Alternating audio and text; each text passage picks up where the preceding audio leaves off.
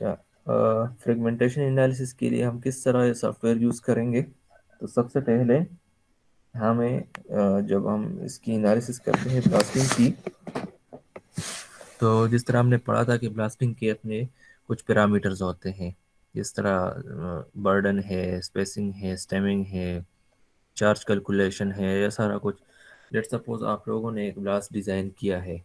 اور آپ لوگوں کو ایک ڈیزائرڈ فریگمنٹیشن چاہیے۔ لیٹ سپوز آپ سیمنٹ فیکٹری میں جاب کر رہے ہیں،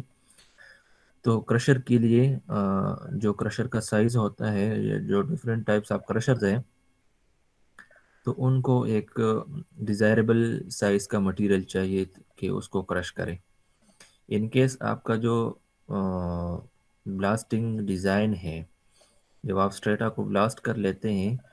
اور وہ اسٹریٹا جب آپ بلاسٹ کر لیتے ہیں، تو اس میں لیٹ سپوز جو آپ کا ڈیزائربل فریگمنٹیشن ہے وہ آپ کو نہیں آ رہا،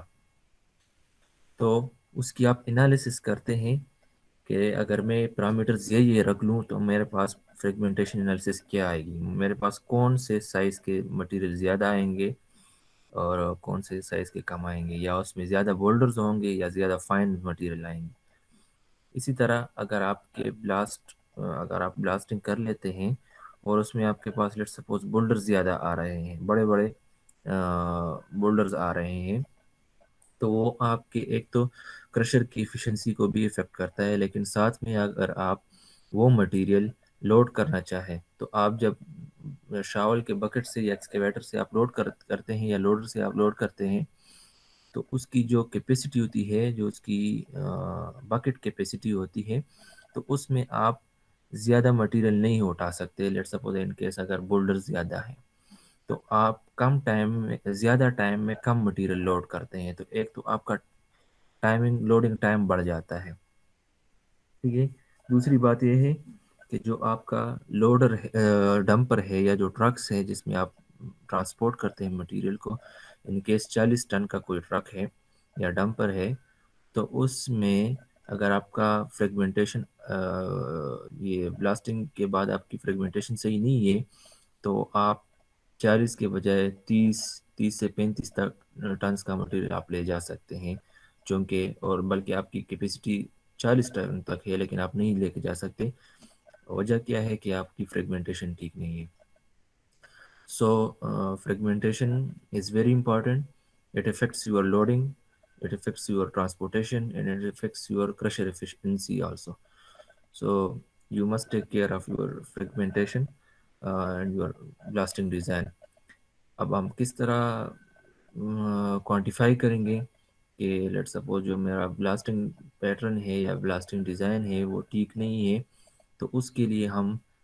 فریگمنٹیشن انالیسس کرتے ہیں، اور فریگمنٹیشن انالیسس کے لیے ہم ویب فریگ سافٹ ویئر یوز کریں گے، ٹھیک ہے۔ اس سافٹ ویئر میں کیا ہے کہ آپ لوگوں نے جب آپ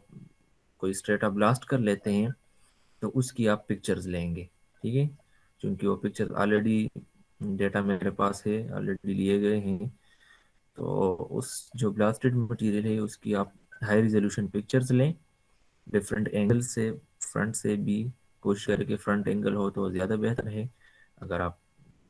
دوسرے اینگل سے بھی لیتے ہیں تو آپ وہ بھی لے سکتے ہیں۔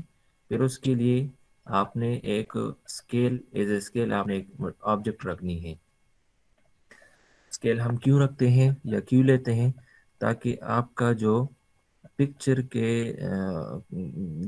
کی ہم انالیسس کرتے ہیں، تو یہ چونکہ پکچرز ہے تو پارٹیکل سائز بھی یہ پکسلز میں